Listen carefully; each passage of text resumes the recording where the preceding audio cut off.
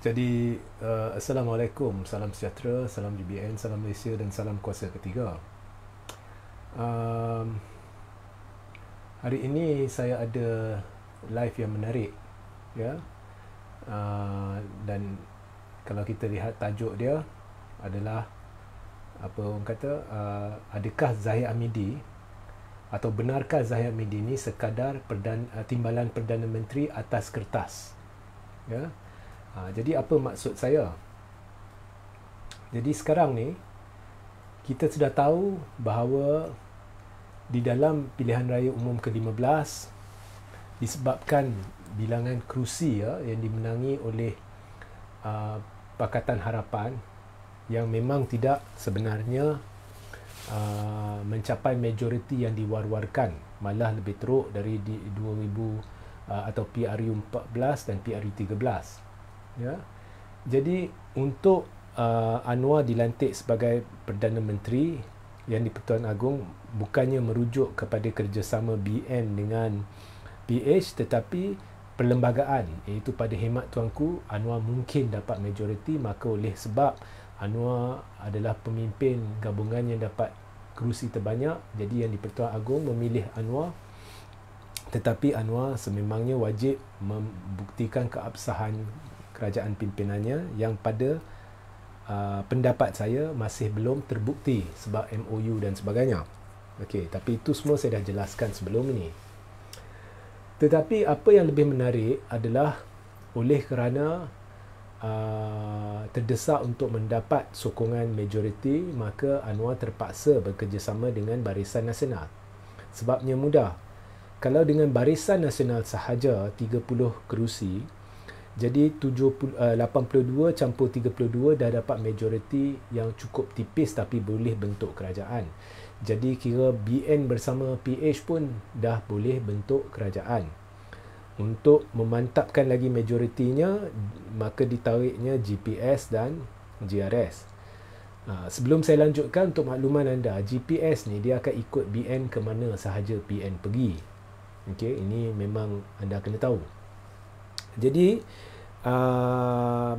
Anwar takut kalau BN dia tidak beri jawatan TPM yang sememangnya dikehendaki oleh Zahid, maka mungkin BN dengan Zahid akan pergi cuba berunding dengan Perikatan Nasional dan semestinya GPS akan ikut.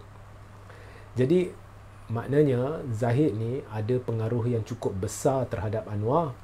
Anwar terpaksa menurut apa yang Zahid hendak, iaitu jadi TPM. Tetapi persoalannya, adakah Zahid hanya TPM atas kertas? Atau benarkah Zahid hanya TPM atas kertas? Jadi sudah dalam 2 minggu ni, selepas pelantikan Zahid, dalam 2 minggu ni ada 2 pengumuman yang dibuat oleh Zahid selaku TPM. Jadi yang pertama dibuat pada 17 Disember, iaitu media melaporkan bahawa Ahmad Jazlan atau bekas ahli Parlimen Machang, Datuk Ahmad Jazlan Yaakob, akan dilantik semula sebagai pengerusi Felkra. Okey. Perkara ini diumumkan oleh Zahid. Dan menurut Zahid, keputusan itu dibuat setelah mengambil kira kehendak perwakilan koperasi peserta Malaysia Berhad, ya. Itu Zahid katalah. Jadi dia beri alasan ini kehendak perwakilan. Jadi di situ pun sudah timbul persoalan, kalau benar perwakilan hendak dan Zahid melutut dan melantik Ahmad Jazlan, jadi adakah benar kalau semua NGO GLC lain, ahli-ahli dia mendesak agar pengerusi dia dikekalkan, maka dikekalkan? Lagi satu persoalan yang timbul ialah Anwar sebelum Zahid membuat pengumuman itu, atau sebaik sebelum Zahid membuat pengumuman itu, Anwar membuat satu pengumuman, iaitu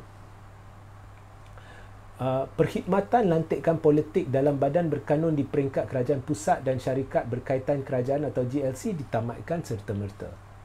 Jadi saya lihat seolah-olah Zahid ni sedang mencabar Anwar.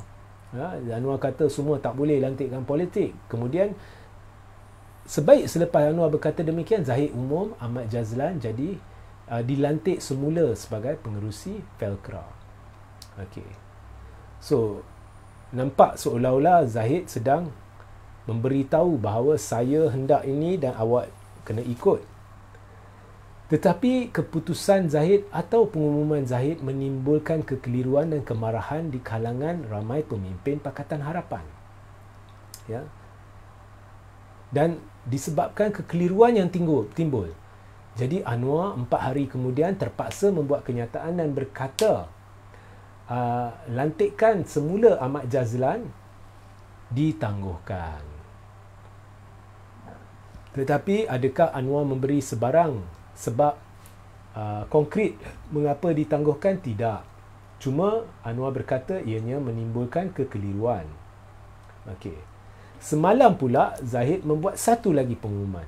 Ya, jadi dalam 2 minggu 2 pengumuman.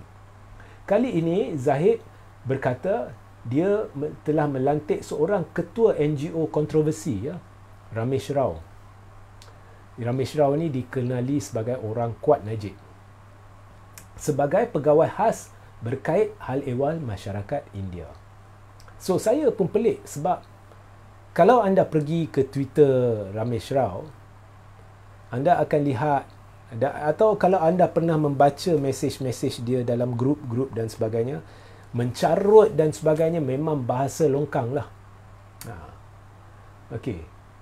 Hari ini pula P. Ramasamy, iaitu orang kuat DAP, orang kuat Kit Siang, Guan Eng dan sebagainya, mempersoalkan lantikan Ramesh Rao sambil berkata Zahid tidak boleh begitu sahaja melantik pemimpin masyarakat sivil sebagai pegawai khas hal ehwal kaum India. Jadi 2 pengumuman Zahid dalam 2 minggu mendapat tentangan hebat pemimpin Pakatan Harapan dan kita diberitahu bahawa ini adalah kerajaan perpaduan. Memang bukan perpaduan kalau kita kira PN, bukan perikatan, bukan sebahagian. Tetapi apa pun kalau dah kata perpaduan, tak nampak pun perpaduan dia. Saya nampak seolah-olah pemimpin-pemimpin PH ni tak senang hati dengan Zahid jadi TPM, tetapi kerana ingin berkuasa, mereka setuju Zahid dilantik sebagai TPM, tetapi apa jua Zahid buat, mereka tak senang hati. Ya. Jadi saya juga diberitahu sebenarnya di kalangan penyokong tak usah ceritalah, penyokong memang meluat lah, PH ni kencing kat mereka. Ya, tiba-tiba kerjasama dengan kleptokrat, naikkan kleptokrat sebagai seorang timbalan Perdana Menteri, yang memang dah kena kencing penyokong PH. Begitu juga penyokong UMNO dah kena kencing dengan Zahid. Ya, kononnya no Anwar, no DAP, diasuh bertahun-tahun. DAP ni anti Melayu dan sebagainya. Ya, sampai langkah Sheraton diwujudkan kononnya perlu keluarkan DAP daripada kerajaan. Ya, jadi jangan, tak usah cerita penyokong lah. Mereka ni memang dah ketandusan penyokong. Tetapi di bahagian kepimpinan sekalipun, saya difahamkan memang ramai tak puas hati dengan Zahid jadi TPM. Sebab apa yang dikhawatiri ialah sekarang Zahid akan cuba melakukan apa jua dia ingin lakukan sebab dia tahu Anwar amat memerlukannya. Sebab kalau hilang BN mungkin hilang GPS sekali. So, apakah, itulah balik kepada soalan saya, apakah Zahid Hamidi ni hanya TPM sekadar TPM atas kertas? Sila tanyalah UMNO. Adakah Zahid ni sekadar TPM atas kertas?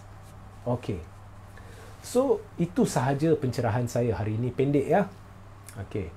Sehingga kita berjumpa di lain masa. Assalamualaikum, salam sejahtera, salam GBN, salam Malaysia dan salam kuasa ketiga.